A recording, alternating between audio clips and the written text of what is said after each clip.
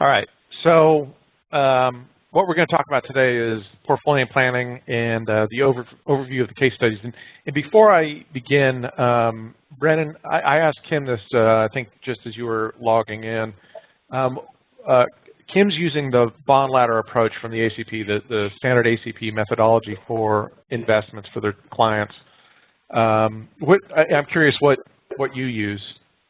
Yeah, we just kind of divvied up. Mainly we use, short-term bond funds as opposed to having like, a tailored bond that, matures in 5 years down the road. Mm-hmm. We're more just using bond funds, that go out the next 5, 7, 10 years in some cases. Funds available.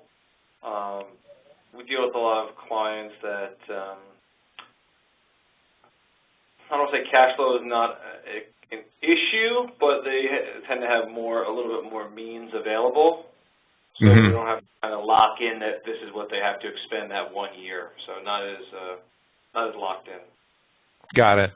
They're comfortable in their. Yeah, exactly. I would say about 90% are pretty comfortable, so it's not as strict as I know it would be in other cases. Right. Now, do you find that your the clients that are pretty comfortable, are they not concerned about increasing their income, or if you said, hey, we can increase your income, 10, 20% or so, or 30%, would that matter to them at all? I would say no. I mean, in some cases, yes, like, give them the freedom to spend more. Mm-hmm. But in a majority of the cases, they're happy enough with what they're spending that they don't have, oh, geez, I'm going to go spend an extra $50,000 more. If that's the case, then it's usually just more gifting to, kids or grandkids. Got it. How about you, Kim? Are your clients in the same situation? Well, my clients are still accumulating. I don't have anybody in retirement, so presently I have them in bond funds. I see. But they're, they're still working, so that's their source of income. Okay. Well, these the clients that are comfortable and who don't need, this is really targeted towards clients that are interested in increasing their income, and it's also targeted towards accumulators. So there might be a small portion of Brennan's clients where this tool might be really perfect for them. But if most of them are just comfortable and are interested in capital preservation, the bond funds are a great way to go, especially the short-term bond funds. But for you, Kim, in the accumulation phase, you might find this system fairly interesting for your clients that are accumulating. So let's go ahead and get started. So what we're going to talk about is just a background behind the development, an overview of portfolio planning, the case studies, how portfolio planning works, and just bear with me just a second here. Let me clean up my screen here on my presentation side.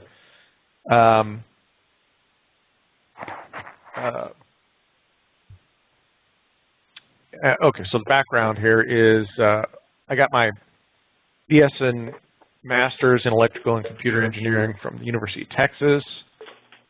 I have about 20 years of experience in signal processor, microprocessor design, circuit design, and optimization algorithms. So that ties in to this technique that we developed in that I developed software to do circuit design. So circuits may have 10 or 20 or 30 transistors, small little basic circuits, and we may have, but they make up the core design of the chip. They're used throughout the chip.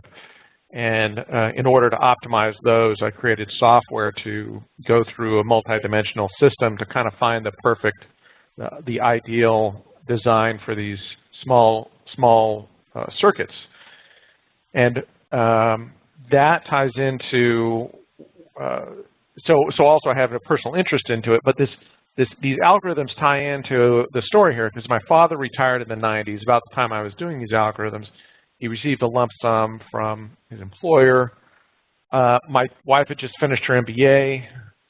and I grabbed her finance textbooks, and there really wasn't a solution. How do you optimize somebody's investments? What's the optimal portfolio? And there's some theories out there and different ideas about it, but they were not satisfactory to the rigor that we use in engineering. The mathematical rigor that in finance is far looser than the mathematical rigor that we use in engineering. And so I just found them unsatisfactory, and so I developed this system and patented it.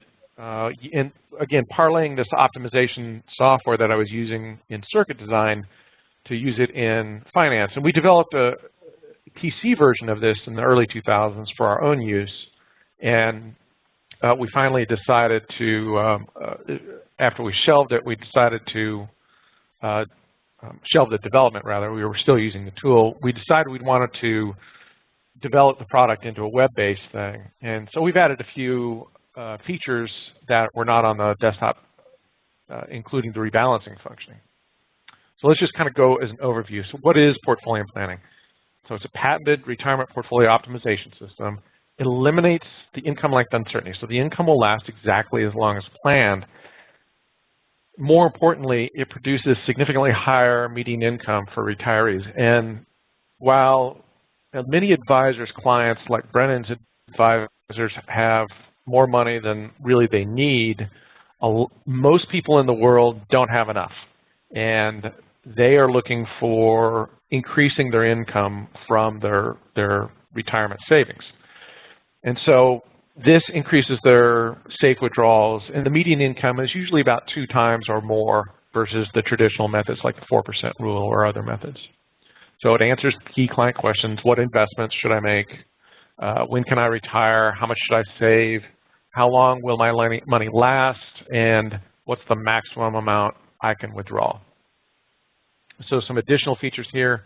Optimal asset allocation spans the optimal asset allocation spans the accumulation phase and the drawdown. So it doesn't just start at retirement. We begin this optimization from an early age. And it uses just strictly index funds with passive management. The tool also includes historical backtesting. So if you want to find out, well, how did your plan perform as if it were invested in 2008? Or how did it perform during the stock market crash of the Great Depression? It also includes yearly rebalancing and longevity calculations. So there are advanced longevity, the most modern calculations for longevity, which are a little bit different than traditional Social Security. So this process is very simple. It's very easy to use. You just enter in 5, 6 things here. The birth dates of your clients, their retirement date that they want, the desired retirement date, the desired end of the retirement, how long do they want their income to last, their current investment assets and how much their savings per quarter, and then their risk tolerance. And we'll talk about risk tolerance a little bit later. But this gets fed into the tool, and the tool will spit out for a whole slew of information. But the 4 major things are: what's your projected income curve? And actually, we'll talk about this risk tolerance. Well, we'll talk about this in a little bit. But this is your budgeting level. This is your safe income level here. It's not a guaranteed income, but it's a safe level income. And then it also projects out it creates a projection of what the median income curve is going to look like. And this is going to be a little riskier. You wouldn't want to depend on this curve, but it kind of gives you an idea of what the average income is for a retiree. It also gives the client longevity estimation. So are they going to, what's the probability that they're going to live to 95? What's the probability that they're going to live to 105? It's when you have a couple that are 65, their probability of surviving to 95 is surprisingly high. So this is a very useful little piece of tool to ensure that your plan will be will outlive your clients, that their income will outlive their income will outlive their life. I'm not saying that right, but the money will outlive them. Historical simulations are also included. So, like I said, you can do the back testing. The asset allocation glide path, maximum withdrawal, and several other features are included here so that you can maintain and manage their investments each quarter or every year. So once you've kind of got this idea, you just kind of cycle around here and say, well, you know what, the income's not quite what I want, or I don't like these historical simulations. They look a little scary. Let me go back and tweak this. So you can just go through this cycle. It's very simple and an easy process. And then once you've got your plan, you just enter in your quarterly statements. And out of your quarterly statements, you just get the rebalancing instructions once a year. Any kind of adjustments in the deposits, generally you only need to do that once a year as well, unless you're in a high inflation period. And then the withdrawal amounts. If they're in the drawdown period, then it just will say, well, take this much out for their income. So the traditional methods for maximizing income or for creating income during retirement is you get a stack of questionnaire with dozens and dozens of questions on it. And really, the ultimate goal of those questionnaires is to find out what the client's favorite standard deviation is. And that's used to select what the asset allocation that they're going to be comfortable with. It's just strictly a comfort. Well, how much can you tolerate from one year to the next?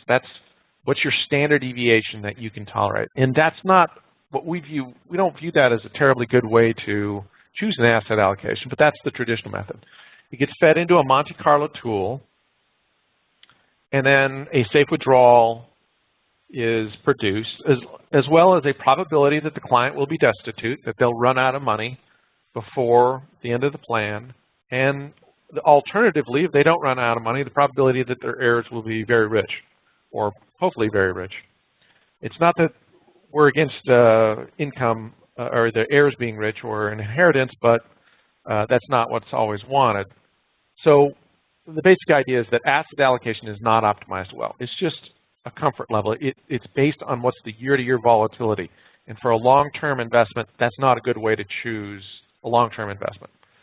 Withdrawals are not maximized, and it's uncertain how long the money will last. They could run out of money in 15, 20 years and be destitute, literally destitute. And so generally they try to minimize that, but it's always a possibility. The portfolio plan works a little bit different.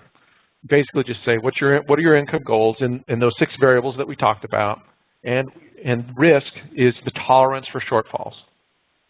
And that's easy to understand. We'll explain a little bit more in a little bit. It gets fed in here. You get a dynamically optimized asset allocation glide path, and you get your income projection. And the income length is fixed. You know exactly how long it's going to last.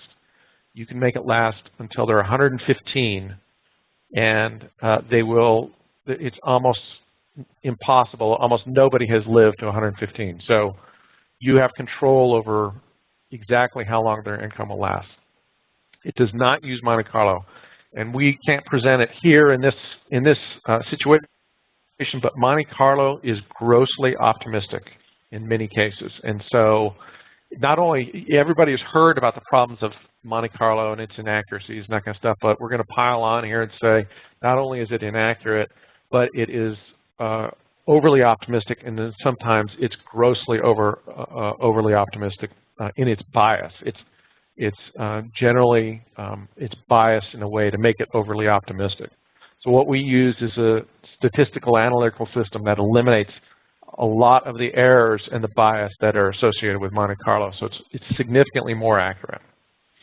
So just as kind of a review here, so the traditional systems, they treat your money as a bucket. They create an asset allocation for that one bucket, and then they draw the money out at a certain rate, and they hope you do not run out of money before you are dead or before the plan. The way they fix that is, or way they control that is they reduce the income, and it ends up that you end up with a lot of money at your death. So the two situations here are you might live in destitution, that's a risk, or you don't get to enjoy your wealth, and your heirs get to enjoy it instead, which may be fine, but in some cases that may not be fine. So these are two outcomes that are not always the best situations here. So portfolio planning is a little bit different. So traditional planning provides an income that's flat, but we don't know how long it's going to last.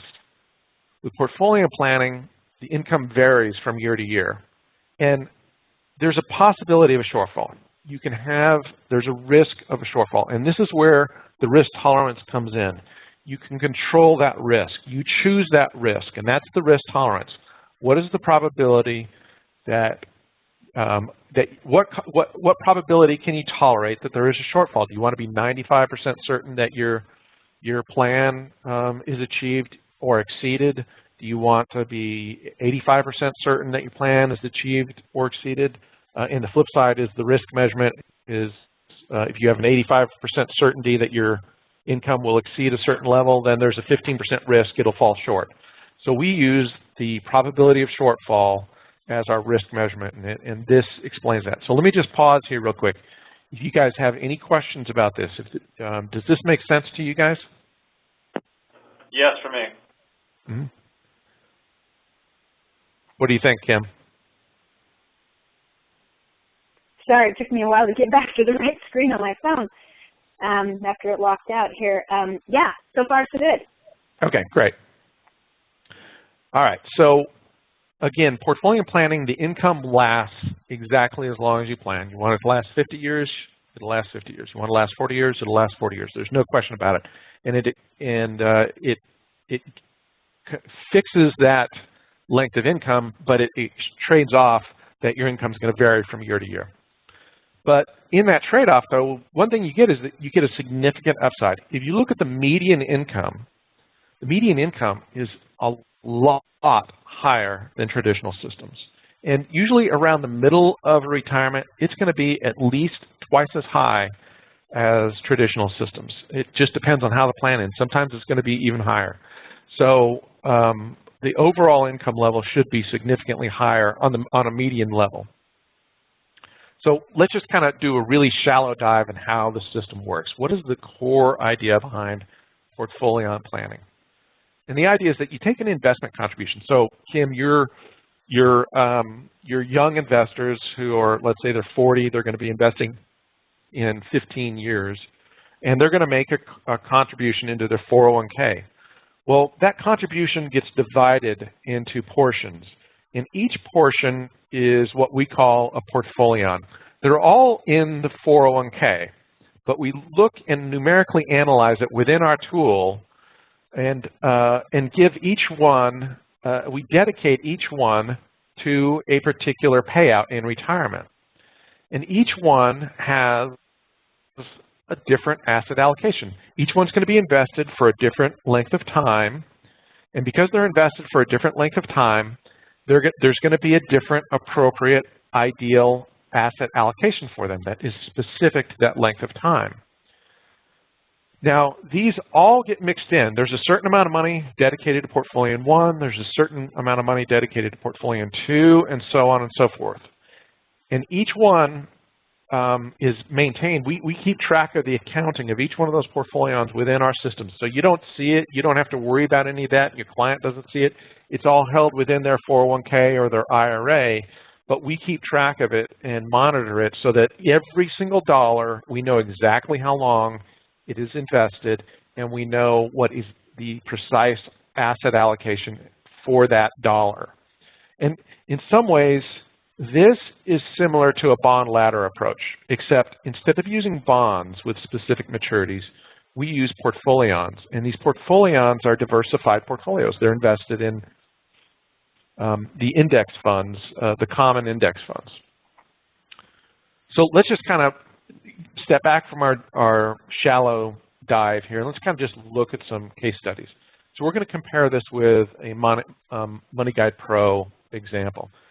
So in this case, we're going to retire in 6 years. And I took their standard. They have Money Guide Pro has an example on their front page, and I've kind of simplified it down in order to do a simple comparison here.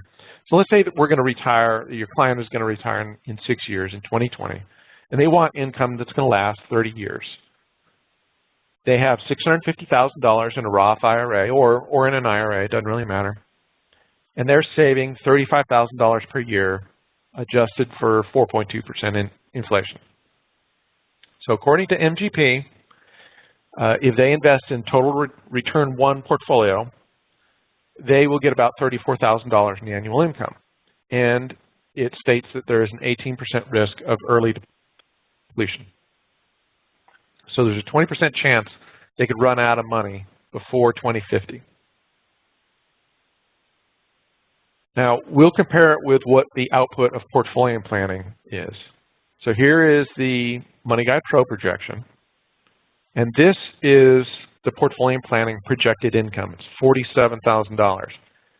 What that means is that there is, in this case, we're using a 15% risk tolerance. I can't remember now, I think it's 15% risk. What it means is that the actual income is going to be above this line with an 85% probability in each year. And there is a 15% probability of a shortfall in any one year. Does that make sense to you guys? Yeah. Yes. Okay. Excellent. All right.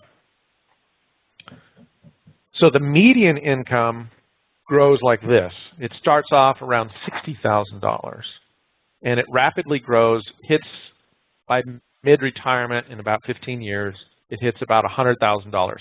So significantly higher. The typical income from this system is far and above greater than MGP. And what I did is I pulled out a historical simulation of this. This particular historical simulation does two things. One, it shows you the volatility, that income is not a straight line or a straight curve, a nice smooth curve. It bounces around each year. This particular one was selected because it is the worst example historical simulation from between 1926 to 2012. And that includes 2008. What I do in these retirements that start in 2008 is I go all the way through, I pretend that 1926 follows 2013. So if there's a retirement plan that starts in 2011, I go to 2012, 2013, 1926, and I simulate how the plan would have performed given the historical returns from those assets. So does that make sense? If there's any question, don't hesitate to interrupt me. Okay, so let's look at the numbers here. So with MGP, the income is $34,000.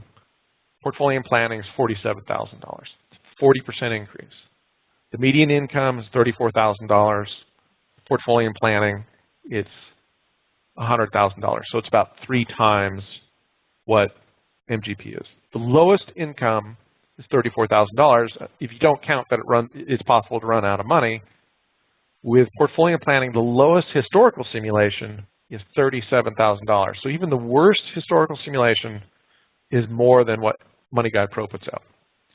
The possibility of early depletion is 18% with Money Guide Pro, and the risk of shortfall is 0 with portfolio planning because your money will last 30 years exactly. The risk of shortfall, though, there's no risk of shortfall unless Money Guide Pro runs out of money.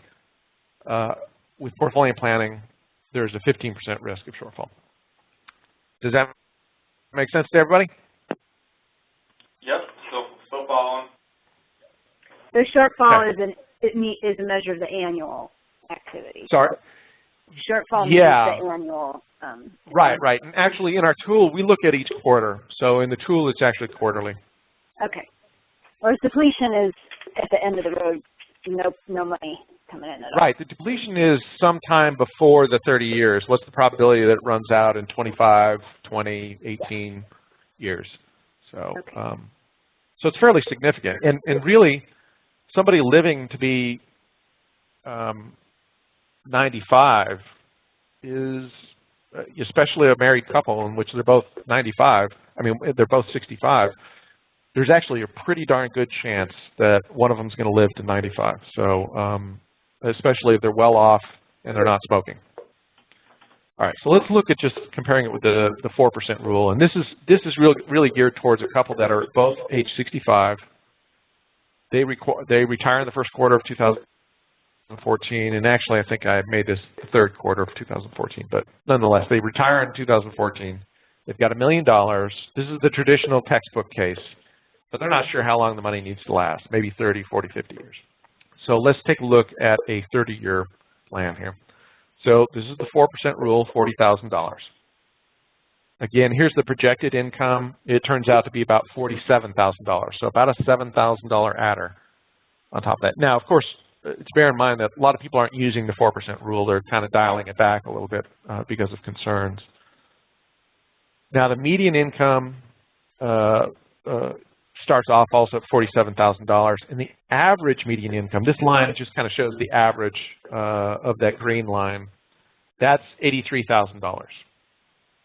And then finally, this is a historical simulation that I pulled out starting in 2008. And if somebody used this plan in 2008, their projected income would be $47,000. Despite the drop in stocks during this period, their income would be relatively stable. And the main reason is that each one of these periods here, each one of these dates of income that occurs, there's a separate portfolio for them. And these early ones tend to be in short-term things. We'll talk about this a little bit later. But if they had used this method, the 2008 retirement, by today, they would be making about $57,000 in 2008 dollars. Now, I haven't calculated this in nominal values, but guessing, I don't know, 3% per year. Let me pull out my calculator here. I should have done this before I came on here. So let's just say inflation is 3%, and it's occurred, what has it been, 6 years, roughly? So 20% increase times 57. Yeah, so this would actually be about $68,000 in nominal, in today's dollars. Yeah, $57,000 in 2008 dollars. So they're making almost $70,000 in today's dollars. Okay. So what if we change the period? So the chart was for 30 years of income. Well, there's a pretty good chance that they are outliving it. If you look at the calculator that we have included, there's a 33% chance, a 1 in 3 chance that a married couple will live to age 95. It's not insignificant. So it's probably better to ensure that their income lasts longer. And so if we go from this, we went from 46,000. The previous, I think the chart, there's a couple of quarters of difference in the length here, but this is actually 31 years, 41 years, and 51 years. That's why there's a little discrepancy if you've noticed it. But let's just stick with this. Let's say we got $46,000 in projected income. The median income is going to be, average median income is going to be about $82,000, $83,000. And the worst historical simulation shows about a $35,000 income. So there is a shortfall. The risks are real. But if they can tolerate that kind of income, 3.5%, they should be pretty darn safe. And also, if they save using the traditional ACP method of saving 10% per year, they can that savings can be used to tolerate any kind of fluctuations. So the projected income, if they want 40 years of income, is $40,000, and the median income goes up to $90,000. Their single worst year of income goes to $31,000, and the probability of living to age 105 goes down a lot. It only goes down to, it goes down to 2%. So they've really ensured that they're not going to be living beyond their income with a high degree of probability by choosing this length. If you really want to kill it and say they want to leave an inheritance, a decent inheritance, then you can stretch out their income to last 50 years. Nobody, there's 30 people in all of history that have known to live to 115. Their average median income goes up and to $101,000, and their single worst year of income drops to $29,000. So does this table make sense to everybody? Yep. Yes. Okay. All right, last case study here. We'll look at a 35-year-old couple. So this kind of feeds into your clients, Kim. They have no assets. They want to retire at age 65, so they're going to be saving for 30 years, and then they may want 30 years of income, or 35 or 40 or 50 years of income. There is no way to compare this to a 4% solution. We don't have a way to, there is no textbook case for an accumulator for the 4% because it just simply starts at age 65 or at retirement. And I didn't have a chance to put together an MGP comparison for this. But in this case here, we have our projected income is just under $50,000. I didn't list it out here. It's on the table. I should have put labels on this. But the thing to note here is that the median income, you'll notice that it starts up a lot higher than this value. And the reason it starts off is because there's actually time for these portfolios to grow. If you're starting with a lump sum right here, you're going to use up some of your portfolios in the first year, some of your portfolios in the second year, and so on and so forth. You use up all your portfolios. Your last portfolio you'd use on this date here.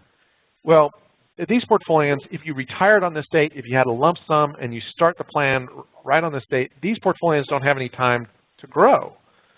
But because these guys invested these portfolios, some of these portfolios 30 years ago, some of them 29 years ago, some of them 28 years ago, and so on and so forth, these portfolios have had an opportunity to grow. And so this represents kind of the average growth of those portfolios. And this is important because it really helps these younger investors really boost their median income up significantly. So what I did is, I remember, I set this plan so that their quarterly deposits will match roughly what our 65-year-old. This is so we can compare it to a 65-year-old with $1 million. So our case study, this should be case study 3. So I'm comparing this with case study 2. So let's compare case study 2 and 3. So here's our case study 2, where we have the retiree with $1 million in their incomes. Now I've adjusted these this 35-year-old couple. I've adjusted their quarterly savings so that their incomes right here, the $46,000 matches. If they wanted 30 years of income, I set it so that their income would be $46,000, and which would match the retiree who has 30 years of income.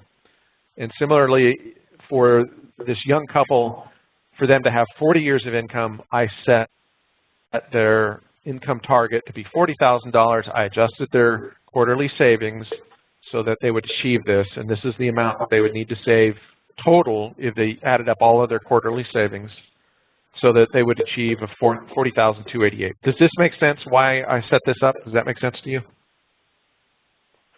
Yeah, you had to make some assumption as to either what they were starting with or what they were going to get as income. Right, right. Just some way so that we had a stick in the ground that we can kind of compare with the 65-year-old. So what we see here is the median income goes up a lot. So here, this person who's starting at age 35, or this couple that's starting at age 35, their median income goes up to $163,000. There's a really good chance that these guys are going to have a significant amount of money in their retirement because they started early. And, but they're going to need to save about half of what the retirees needed to save. You can see there's almost very little difference in the amount that they're saving here, and yet they're getting a huge amount of increase in their. I'm sorry, not a big difference here. But what I'm saying is that they're saving about half, and they're getting twice the income. So it really works well for the younger clients. It's really a great system to boost their income level. And again, here, one thing I want you to see here is that somebody who's age 65 has a couple that's age 65 today has a 33% chance of reaching age 95. But if it's a younger couple who's age 35, they're going to be reaching 65 in 30 years. And by then, our lifetime expectancies will have gone up. And so the calculator adjusts for that. And you can see that the risk is very serious for a young investor, they need longer income periods because they're going to live longer. So this tells you what their probability of reaching a particular age is. Jim, where are you getting your actuarial data for the longevity?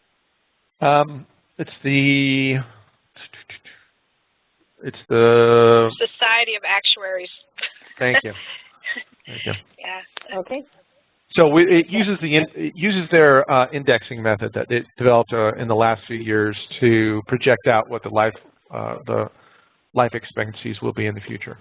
Okay. So Yeah, like the same thing like government pensions are using and so forth. Yeah, the table that I'm using actually is for the pension. It's their pension table for highly compensated pensioners. So they're high value pension plans, high income pension plans. So the one thing is that I've noticed that it's probably similar to non-smokers. So there's kind of there's no smoking. There's no differentiation between smokers and non-smokers, but my guess is that the higher income pensioners smoke less, and so anyway. Yeah, but it is interesting because there's some systems that we've seen that still rely on like data from Social Security, I think, and they aren't necessarily, some of those figures aren't necessarily adjusted for say wealthier people who tend to live longer, and so sometimes it could be adding some risk in if those adjustments aren't taken into account. Right. Social Security is probably going to underestimate the risk levels, and it's certainly going to underestimate it for a 30-year-old. Or I would imagine that it would underestimate. Okay. So